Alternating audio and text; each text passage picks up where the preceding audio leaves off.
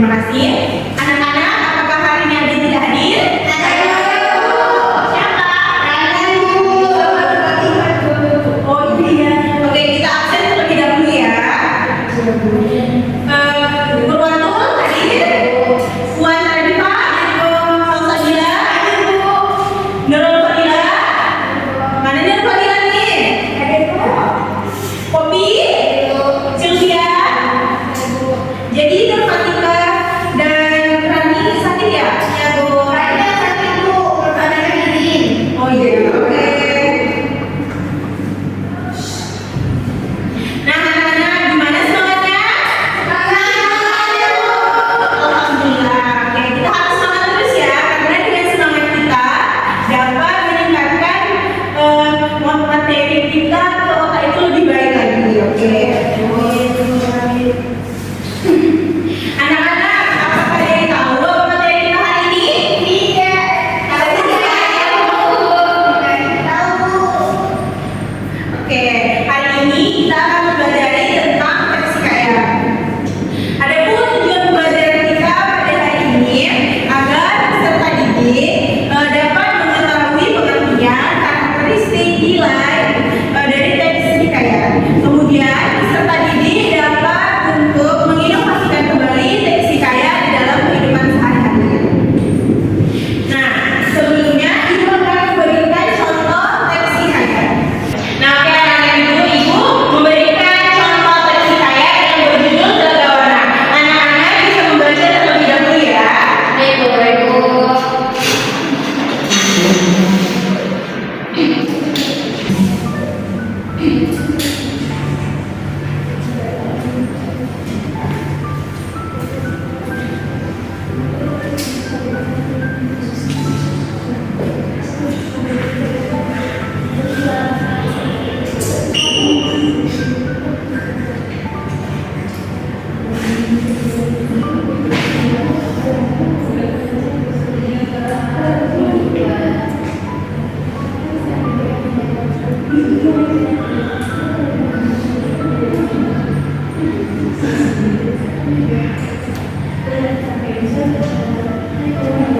Nah, anak-anak udah selesai membacanya? Oke. Dari teks hikayat yang sudah ibu bacakan tadi, kira-kira siapa yang dapat mendeskripsikan apa itu teks hikayat?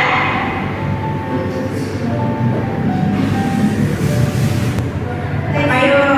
Teks hikayat itu seperti teks narasi, Bu. Ya betul. Lalu apa lagi? Teks hikayat mengandung nilai, Bu. Ya, ya. Di dalam teks hikayat terdapat tulisan khas, Bu. Anak ya. Dalam teks itu terdapat karakteristik yang khas, terdapat nilai-nilai. Sesudah ini kita akan membahas tentang pengertian teks hikayat, tentang karakteristik teks hikayat dan nilai-nilai teks hikayat. Selanjutnya ada pengertian hikayat. Ibu minta kepada Puan Radifa untuk membaca pengertian hikayat. Pengertian hikayat adalah cerita Melayu klasik yang berjudul khusus penceritaan terciri kestabilan dan kesaktian para tokohnya. Melalui hikayat, kamu bisa memetik nilai-nilai kehidupan, kemudian pribadi yang berbeda dan bijaksana. Nah, itu tadi merupakan pengertian hikayat.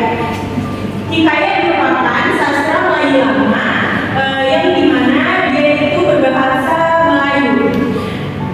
Hikayat itu kebanyakan memiliki kehidupannya berkisah di istana. Makanya nanti akan ada karakteristiknya itu, salah satunya istana Sertis. Kemudian hikayat merupakan sastra Melayu lama yang berbentuk prosa. Selanjutnya karakteristik hikayat. Ibu meminta Purwantul untuk membacakan karakteristik hikayat. Karakteristik hikayat yang pertama mengandung kemustahilan. Hikayat mengandung makna ideologis serta tidak diterima oleh masyarakat. Yang kedua, tokoh sakti. Tokoh yang beradu pada hikayat biasanya mempunyai kemampuan selain individual dan supernatural. Yang ketiga, argumen. Kebanyakan penulis tentang hikayat tidak diketahui secara pasti dan disampaikan melalui tulisan dan turun-temurun.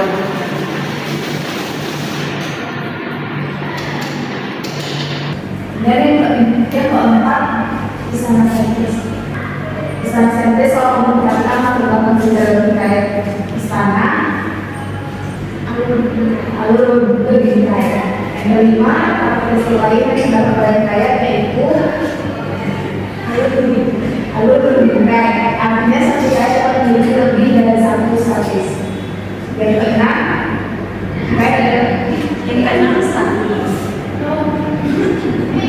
statis. Hikayat adalah kesastra yang statis yang tetap, artinya penggambaran tulisan antara satu hikayat dan yang lainnya tidak terlalu berbeda. Yang ketujuh, edukatif. Edukatif walaupun bercerita tentang hal di luar lawan, kenyataannya hikayat mengandung makna yang bisa diterapkan di kehidupan sehari-hari. Nah, itu tadi merupakan karakteristik dari teks hikayat. Ibu akan mengulang kembali, yaitu karakteristiknya satu, mengandung kemustahilan. Kenapa mengandung kemustahilan? Karena di dalam hikayat itu biasanya menggambarkan hal-hal yang tidak logis di luar nalar. Biasanya hikayat itu menggambarkan cerita pada zaman dahulu yang dimana pada zaman kerajaan. Kita tahu bahwa zaman kerajaan itu pasti ada banyak hal-hal yang goib atau mistis gitu kan. Terus kedua ada tokoh sakti. Tokohnya itu memiliki kemampuan seperti di film superhero. Seperti yang Ibu bilang tadi bahwa hikayat itu menggambarkan cerita kehidupan istana. Yang dimana kalau di istana itu kayak pedang aja orang katanya ada jin, ada kekuatannya, ada mistisnya gitu ya. Terus biasanya hikayat itu tidak ada orang yang mengetahui siapa penulisnya karena bersifat lisan dan turun-temurun kepada keluarga satu dan keluarga yang lain. Kemudian istana sentris, seperti yang Ibu bilang tadi bahwa istana sentris ini merupakan yang paling khas dari hikayat karena hikayat itu kebanyakan bercerita di kehidupan istana. Selanjutnya yaitu alurnya berbingkai. Suatu hikayat itu dapat memiliki lebih dari satu cerita. Jadi hikayat antara satu hikayat dengan hikayat yang lainnya dapat memiliki cerita yang mirip-mirip karena alurnya itu berbingkai yang sama gitu. Statis. Hikayat itu bersifat statis atau tetap. Nah, artinya penggambaran dan penulisan antara satu hikayat dan hikayat lainnya tidak terlalu berbeda. Seperti yang Ibu bilang tadi, ini biar alur berbingkai, dia hikayat yang satu dan hikayat yang lainnya karena memiliki karakteristik yang sama, jadi otomatis jalan ceritanya itu banyak yang mirip-mirip. Selanjutnya yaitu edukatif. Edukatif di sini membayangkan hikayat itu mengandung amanat yang dapat tadi diambil untuk kehidupan sehari-hari. Selanjutnya nilai-nilai hikayat. Ibu meminta Pina Khalida untuk membacakan nilai-nilai hikayat. Nilai-nilai hikayat. Nilai-nilai hikayat. Satu, nilai religius. Nilai religius atau agama mengajarkan kita untuk meyakini keberadaan Tuhan, senantiasa meminta pertolongan kepadanya dan meningkatkan keimanan. Kedua, nilai moral. Nilai moral mengajarkan kita untuk tidak berhati-hati, tidak merugikan orang lain dan mematuhi norma yang berlaku di masyarakat. Ketiga, yaitu nilai sosial. Nilai sosial mengajarkan kita untuk berbuat baik pada sesama tanpa melihat perbedaan status, ras, suku, dan agama. Yang keempat, yaitu nilai budaya. Nilai budaya berhubungan dengan adat istiadat masyarakat tertentu. Nilai budaya dalam hikayat bisa berbeda tergantung dari mana hikayat tersebut berasal. 5. Nilai edukasi. Nilai edukasi berhubungan dengan kewajiban mengenyam pendidikan sejak kecil, baik itu ilmu agama atau ilmu kesenian dan sebagainya. Nah, oke. Tadi itu merupakan nilai-nilai dalam hikayat. Apa aja tadi dalam nilai-nilai dalam hikayat? Satu, nilai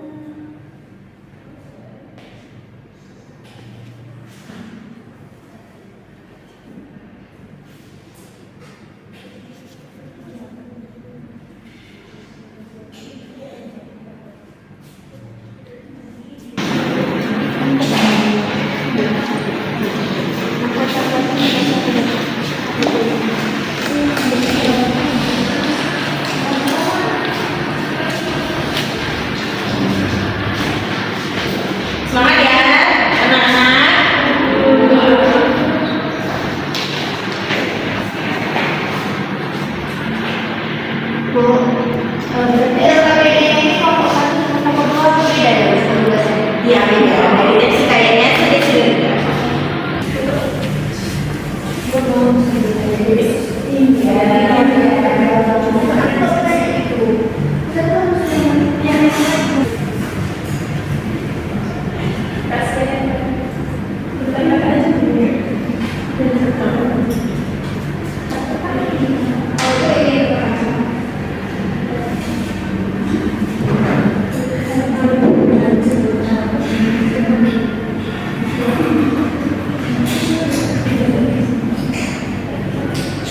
Sudah selesai, anak? Belum, Bu. Oke.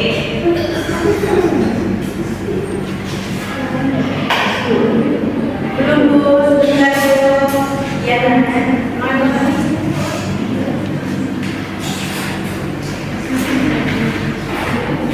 Ibu, izin kembalikan dulu, Ibu. Boleh. sama mama ya.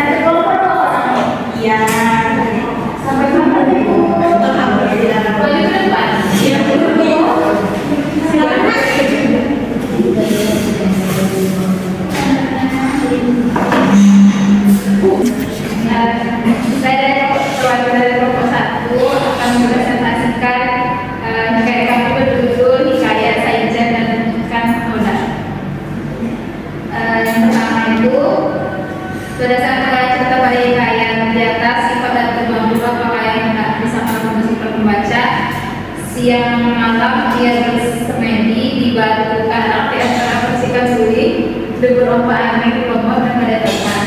Jawabannya, sifat Datu Mabur yang disampaikan bersumber membaca dari kutipan teks di atas adalah sifat gigih dan pantang menyerah dalam mencapai tujuan yang ingin diraih. Hal tersebut terlihat dari gambaran suasana yang tidak menyenangkan, tetapi dilalui oleh Datu Mabur. Yang kedua itu bagaimana perasaan ikan kotak saat muncul kedukaan dan memperkenalkan dirinya kepada Datu Mabur. Jawabannya ia merasa marah karena dirinya terluka.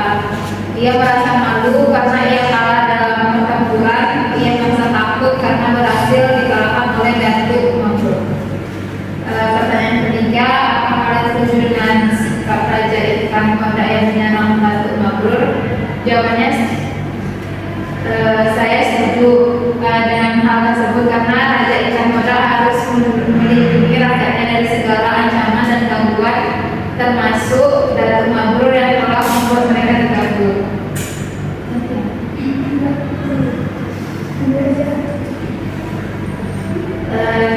Yang keempat itu,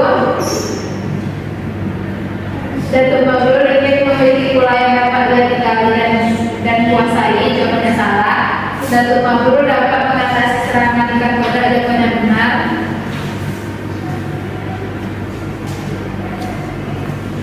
Kalau jawabannya Datuk Mabrur serta sengaja menyakiti pasukannya. Jawabannya salah.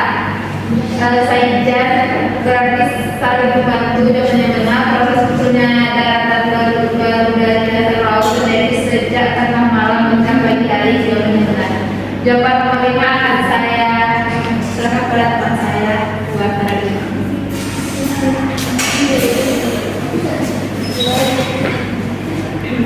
Baiklah, soal nomor 5 yaitu bagaimana hubungan persatuan disampaikan dengan kondisi masyarakat pada saat ini. Jawaban dari kelompok kami adalah persatuan dalam wilayah di atas adalah pentingnya bekerjasama dan saling membantu. Hal tersebut masih berlaku hingga saat ini. Baiklah, sekian kami sampaikan. Dan terima kasih kelompok 1. Jadi untuk kelompok 1 sudah mengerti semua? Sudah belum? Oke, selanjutnya kelompok 2, silakan. Baik, saya dari kelompok 2 dan membacakan nilai yang terkandung dalam teks cerita kalian yang berjudul miskin. Yang pertama, nilai agama. Konsep nilainya percayalah pada Tuhan bahwa Dialah yang menentukan nasib manusia. Kutipan teksnya, karena tak ada Tuhan si miskin yang menggalakkan menemukan sebuah keluarga besar dari segi masa banyak. Yang kedua, sosial. Nilai sosial. Konsep nilainya kita harus saling menolong terhadap sesama kepada orang yang membutuhkan tanpa rasa lain. Hendaknya kita berbagi untuk meringankan beban orang lain. Kutipan teksnya, karena kasihan dengan si miskin, orang-orang yang bersifat badannya ada yang memberikan buah mangga, nasi, baju, dan buah-buah lainnya. Baik, selanjutnya yang akan dibacakan oleh teman saya satu.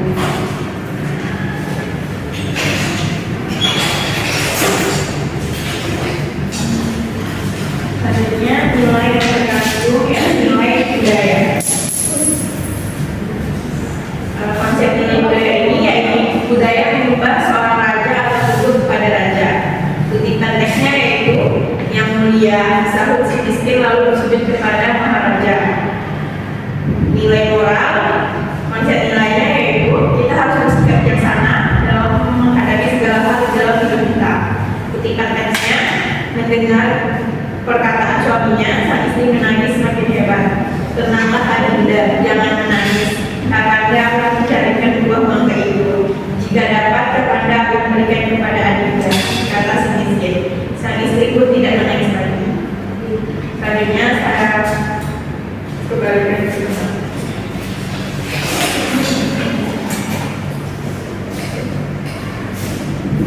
Jadi selanjutnya saya akan mempresentasikan tentang isi yang terkandung dalam teks cerita hikayat berjudul Si Miskin. Ada seorang suami istri yang dikutuk hidup miskin. Pada suatu hari mereka mendapatkan anak yang diberi nama Malakama. Dan sejak anak itu lahir, hidup mereka pun menjadi sejahtera dan berkecukupan. Ayatnya bermakna perkataan para ahli hukum yang mengatakan bahwa anak itu pembawa sial dan mereka harus membuangnya. Setelah membuangnya, mereka kembali hidup sengsara. Dalam masa pembuangan, Malakama belajar ilmu kesaktian dan pada suatu hari dituduh mencuri dan dibuang ke laut. Lalu terdampar di pantai tempat tinggal raksasa pemakan segala. Ia pun ditemukan oleh putri Cahya dan diselamatkannya. Mereka pun kabur dan membunuh raksasa tersebut. Nah,